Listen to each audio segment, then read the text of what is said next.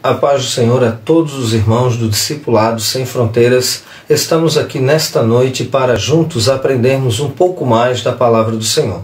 Para esta oportunidade, a qual estamos trabalhando, a lição do Discipulado, seguindo a Jesus, aqui do campo de Itajaí, a qual nós fizemos parte, para poder formular as aulas a qual nós estamos trabalhando. E na lição de hoje, um tema muito maravilhoso, a qual estaremos falando sobre a lição número 9, o batismo, uma ordenança bíblica. Como na aula passada nós falamos sobre o Espírito Santo e também mencionamos, por exemplo, o batismo no Espírito Santo como uma das partes, a qual nós tínhamos na lição, e nós tínhamos ali um texto maravilhoso, a qual nós vamos aqui fazer menção apenas como uma parte introdutória para esta aula de hoje, no capítulo 12 de 1 Coríntios, no versículo 13, que nos diz assim: pois todos nós fomos batizados em um Espírito, formando um corpo, quer judeus, quer gregos, quer servos, quer livres, e todos temos bebido de um Espírito. Então é um texto muito relevante, porque aqui em 1 Coríntios, no capítulo 12, o apóstolo Paulo vai falar então, do versículo 8 em diante, ele vai mencionar sobre os dons espirituais, e quando ele chega no versículo 13, ele vai falar no batismo no corpo. Então o batismo aqui não é no Espírito e também não é o batismo em água. Mas, como a nossa aula vai trabalhar hoje sobre o batismo em água, nós temos como texto introdutório da nossa lição Atos, capítulo de número 2, versículo de número 41. De sorte que foram batizados os que de bom grado receberam a sua palavra. E naquele dia agregaram-se quase 3.000 almas. Então, nós vamos ver que do versículo 38, 37, 38 mais ou menos, nós vamos observar que Pedro estava pregando depois da descida do Espírito Santo em Atos 2, no dia de Pentecostes. Com isso, Pedro começa então a pregar a palavra, e no seu primeiro sermão foi cerca de 3.000 almas que agregaram-se à igreja primitiva após o batismo. E com isso, nós temos então o batismo como uma das duas ou um dos dois mandamentos litúrgicos a qual Jesus deixou para com a sua igreja. Até porque a nossa fé no Novo Testamento, ela não consiste em rituais, mas sim em intimidade com o Senhor. Para nós, então, trabalharmos um pouco esta lição, nós vamos aqui mencionar alguns questionamentos básicos para que possamos, então, desenvolver alguns argumentos para que possamos concluir aquilo que temos para a nossa aula. E para esta aula, nós vamos fazer alguns questionamentos básicos mais elementares. Por exemplo, o que o batismo em água simboliza?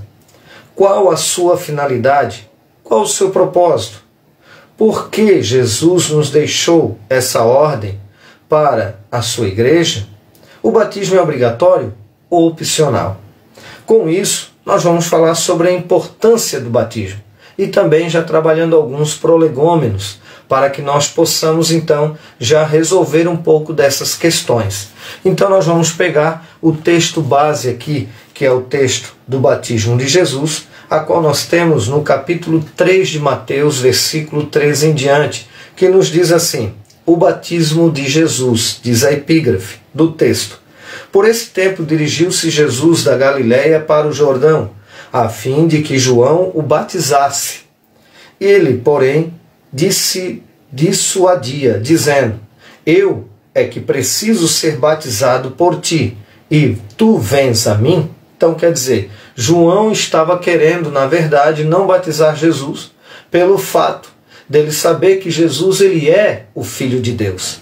Tanto que no capítulo 1, versículo 29 de Evangelho de João, ele diz: eis o Cordeiro de Deus que tira, não aquele que cobre, mas aquele que tira o pecado do mundo. Com isso, sabendo ele então que Jesus é o Filho de Deus, ele começa então a dissuadir, querendo o quê? Como que se opor a batizar Jesus. Mas o texto continua: mas Jesus lhe respondeu: deixa por enquanto, porque assim nos convém para cumprir toda a justiça. Então ele o admitiu. Então Jesus convence João, porque ele precisava cumprir toda a Escritura, toda a justiça. Com isso, ele estava se identificando com a raça humana, pecadora, como eu e você carecemos de Cristo. Porque o batismo de João, que era o precursor de Jesus Cristo, era para arrependimento de pecados. Mas Jesus, como Deus e como Filho de Deus, não tinha pecado e nem pecado cometeu em toda a sua vida. Mas, para que se cumprisse toda a justiça, ele foi batizado por João no Rio Jordão, para se identificar com a raça humana a qual ele veio morrer e ressuscitar. Após ressuscitado, Jesus, em Mateus 28, 18, vai dizer que Jesus, todo o poder foi me dado nos céus e na terra. Aí o versículo 19, ide, fazei discípulos de todas as nações, batizando-as em nome do Pai, do Filho e do Espírito Santo, ensinando-as a guardar todas as coisas que vos tenho ensinado. E eis que estou convosco todos os dias até a consumação dos séculos. Com isso, Jesus primeiro obedece, se sujeita, mesmo que o seu ministério terreno se inicia, ele prega o Evangelho, ele testifica da verdade, porque ele é a própria verdade. Ele veio em carne, como está em João 1,14, que no grego é esquinon, quer dizer, firmou tenda, veio como um corpo físico. Morreu, ressuscitou, depois de ressurreto, é que ele então ordena aquilo a qual ele já havia obedecido.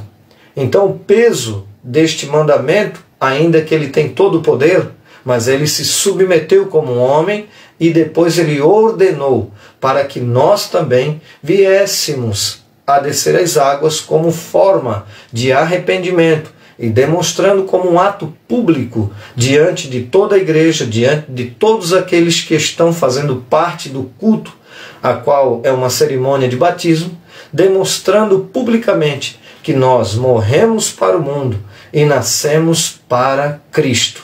Ressurgimos para uma vida em novidade de vida na presença do Senhor e para a glória de Cristo. Com isso, Jesus então, no versículo 16, batizado Jesus, saiu logo da água, e eis que se lhe abriram os céus, e viu o Espírito de Deus descendo como pomba, vindo sobre ele, e eis uma voz dos céus que dizia, este é meu Filho amado, em quem me comprazo. Mostrando, na verdade, que Deus estava operando através do batismo de Cristo, demonstrando, toda aquela verdade do ocorrido, demonstrando o seu aval, através também da presença do Espírito Santo descendo sobre Jesus. Com isso, nós podemos utilizar aqui já para responder como primeiro tópico a importância do batismo. O batismo é um assunto de extrema importância, tanto para a igreja quanto para você, novo convertido. O batismo é um ato público de testemunho do cristão, que ao ser imerso em água, exemplifica que em Cristo está morrendo a sua velha vida e a partir daí nascerá uma nova criatura e se dará um novo começo com Deus. Com isso, nós vamos observar aqui, por intermédio do batismo, que a pessoa reconhece que Jesus é o Filho de Deus, o Salvador, e passa a ser membro da grande família, como está lá em Efésios 2,19. Assim, pois, não sois mais estrangeiros nem forasteiros, antes sois concidadãos dos santos e membros da família de Deus. Então nós somos agregados agora, adotados, como diz Paulo em Romanos, à família de Deus. Estamos agora como filhos de Deus. Então, depois que ouviste a palavra da verdade, o evangelho da vossa salvação, e tendo nele também crido, foste selado com o Espírito Santo.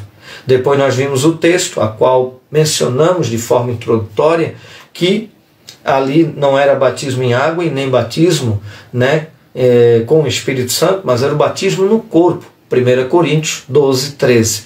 Depois que ouvimos a palavra, somos batizados no corpo. Depois, então, somos batizados nas águas e também quando buscamos no Espírito Santo. Está ligado, desde então, à comunidade de irmãos cristãos que se unem no amor e na fé em Jesus Cristo. O próprio Jesus foi batizado por João Batista, e isso nós já aqui mencionamos, mesmo não havendo pecado algum nele, como aqui de antemão já mencionamos de igual forma. Com isso, nós vamos ver o significado do batismo, a definição. A palavra batismo vem do grego baptizo, e aqui eu tenho mais algumas referências no grego, baptisma e baptismos, que significa imergir, mergulhar. Tá? Então nós temos aqui a definição para mostrar que é por imersão o batismo. O conceito batismo em águas ilustra a experiência da regeneração, do novo nascimento. Aquilo que Jesus falou em João, né, no Evangelho de João, capítulo 3, versículo 3 em diante, onde nós vemos o encontro de Nicodemos com Jesus, e ele diz que quem não nascer da água e do Espírito não pode ver o reino de Deus. O que é nascido da carne é carne, o que é nascido do Espírito é Espírito. Mas importa nascer de novo, nascer do alto. Então, quem não nascer do alto, quem não nascer de novo, não entrará no reino de Deus. Precisa, então, do novo nascimento, nascer para Jesus. Com isso, que é uma ação do Espírito Santo, a Bíblia vai falar lá na epístola de Tito, capítulo 3, versículo 5, que esse nascimento é de forma espiritual, é a regeneração, vai falar pela lavagem da palavra, que é, na verdade, a ação do Espírito Santo, para que nós possamos ser nova criatura na presença de Deus. Com isso, nesse novo nascimento, após o arrependimento e a entrada, então, o convencimento do Espírito Santo, nós nascemos de novo. E isso nós testemunhamos diante da igreja através do batismo. Com isso nós temos aqui, qual o significado deste ato simbólico? Jesus se identificou com um homem no batismo, a qual aqui já mencionamos. Nós nos identificamos com Jesus pelo batismo. E aí nós vamos ver Gálatas 3,27, aonde vai dizer: porque todos quantos fostes batizados em Cristo, já vos revestistes de Cristo. Na sua morte, Romanos 6,3, na sua morte, quando desce a água, no seu sepultamento, quando fica aquele segundinho ali, milésimos ali de segundo, dentro da água, simboliza a sua morte, a morte para o mundo. Na sua ressurreição, quando ressurge, quando ele vai, desce a água e volta, imersão. Então ele entra na água, simboliza a morte e sepultamento. Quando ele volta da água, então, representa um novo nascimento, demonstrando que nasceu de novo. Com isso, nós vamos observar, pois o homem natural está condenado e afastado de Deus. E a Bíblia é muito clara em mencionar sobre esses aspectos, esses elementos a qual nós temos, por exemplo, Isaías 59, 2, os vossos pecados, as vossas iniquidades fazem separação de mim. A Bíblia fala em Romanos 3 e 11 que não há um justo. 3:23, todos pecaram, destituídos estão da glória de Deus. 5:12, por um homem entrou o pecado no mundo. O pecado gerou a morte passou a todos os homens, por isso todos pecaram. E no 6:23, muito conhecido, o salário do pecado é a morte, mas o dom gratuito de Deus é a vida eterna em Cristo Jesus, o nosso Senhor. Então nós observamos o batismo é uma dramatização visível do que aconteceu conosco espiritualmente, um ato público diante das autoridades, diante da igreja, diante daqueles que possam estar participando do culto, a qual é uma cerimônia litúrgica, a qual mencionamos também de antemão. É necessidade do batismo. Por que ser batizado ou por que se batizar? O batismo é um ato de fé e a fé leva à ação.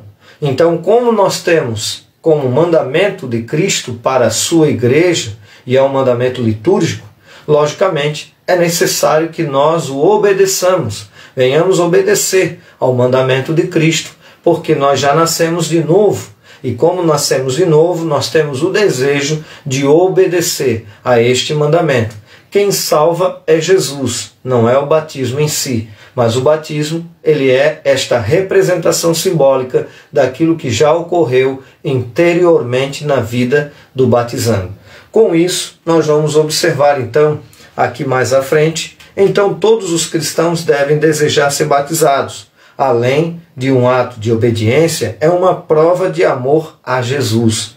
E aqui nós temos, é necessário porque Cristo ordenou. E como nós falamos de antemão, ele obedeceu. Depois teve todo o seu ministério terreno para depois ordenar, para que nós viéssemos então a descermos as águas, como em Mateus capítulo 28, versículo 19. Marcos também fala, no capítulo 16, versículo 15, para ir de pregar o evangelho a toda criatura. Quem crer e for batizado será salvo. Quem não crer será condenado. Com isso, nós temos o método bíblico do batismo. Então, o método bíblico é a água respingada sobre a cabeça, óleo na fronte e várias invencionices não passam de criações humanas. Para esclarecimento sobre o método do batismo em águas, a água é símbolo batismal. As igrejas evangélicas adotam diferentes formas. Algumas usam o método de aspersão e outras a forma de imersão. Para essa razão, orientamos os novos convertidos a se submeterem ao batismo bíblico, que é imersão total. Nós vamos ver que já a própria palavra batismo quer dizer baptizo, baptisma, baptismos, quer dizer imersão.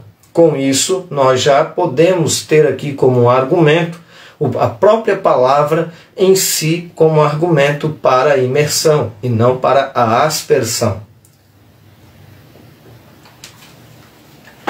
Para nós caminharmos para a conclusão da nossa lição de hoje, nós podemos observar, por exemplo, para concluir, podemos deixar 4 argumentos para se submeter unicamente à forma bíblica. Então, quais são os 4 argumentos?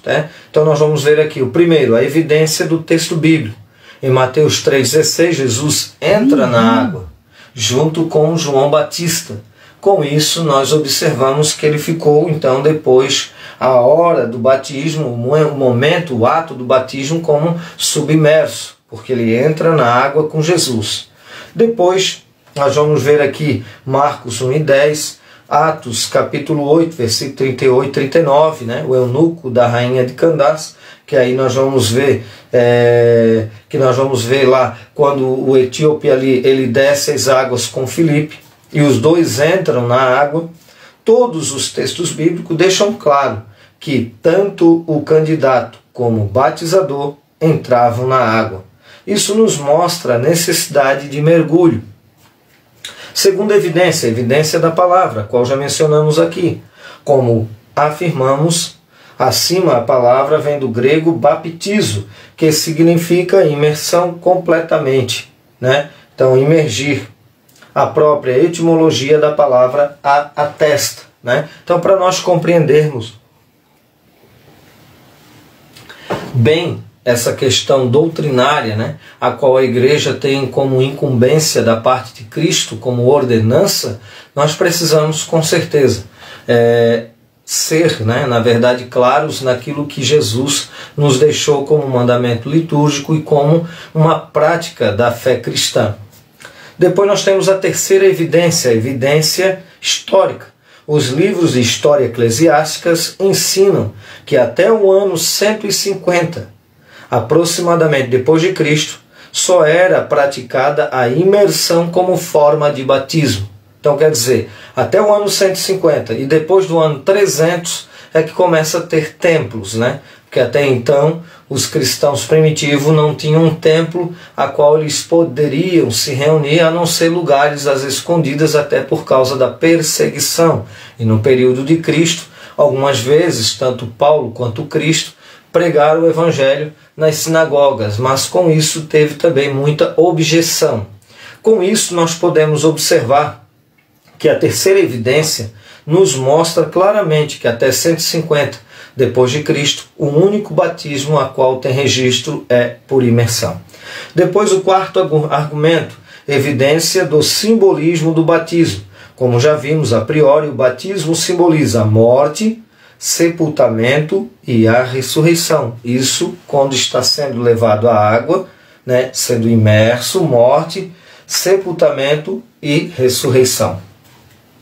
A fórmula do batismo, como nós temos lá em Mateus 28, 19, ide, portanto ide, fazei discípulos de todas as nações, batizando-as em nome do Pai, do Filho e do Espírito Santo. Por quê? Porque tem muitos que dizem que Jesus, né, deixou essa ordem, mas depois em Atos Pedro havia dito então que era para se batizar em nome de Jesus, como diz algumas denominações. Por que não dizer algumas seitas também? Mas a ordenança de Cristo não poderia ser alterada por uma fala de Pedro. Mas isso há uma explicação, até porque um texto ele nunca vai estar de contrário a outro texto bíblico, né? Se fôssemos colocar aqui no patamar do que Cristo falou e do que Pedro falou, ficaríamos com certeza com o que Cristo falou. Mas nós podemos entender que Pedro estava passando uma situação contrária ao nome de Cristo. Então a enfatização de Pedro ali é por causa do nome de Cristo. Então qual era a perseguição a priori no início da igreja primitiva? Não era sobre o nome do Pai, não era sobre o Espírito Santo, mas sim sobre a questão de se pregar a Cristo. Então por isso que ele fala da autoridade do nome de Cristo. Mas essa autoridade, ela já estava debaixo de um pensamento a qual Cristo já havia ordenado, que é o batismo. Aí alguns mencionam assim, mas só que nome do Pai, do Filho e do Espírito não vamos dizer assim, não é nome pessoal. Aí eu posso dizer para você, por exemplo, quando você pega a Bíblia judaica do David Ster, por exemplo, ele vai dizer, na realidade do Pai, na realidade do Filho e na realidade do Espírito. E no Novo Testamento, do próprio David Ster, também ele vai falar na verdade do Pai, na verdade do Filho e na verdade do Espírito. Então, independente de ser nome ou não, ali é uma realidade e verdade, mostrando então a autenticidade daquilo que Cristo já havia pré-estabelecido antes da sua subida ao céu, que aí você vai ver lá no capítulo 1 de Atos, onde nós vamos ver no capítulo 1, versículo 11, quando ele está sendo elevado entre as nuvens, os anjos aparecem e dizem, varões galileus, por que estáis olhando para entre as nuvens para o céu? Pois esse mesmo Jesus que está sendo elevado entre as nuvens, da mesma forma que está indo, um dia ele voltará. Com isso, nós observamos então a nossa conclusão.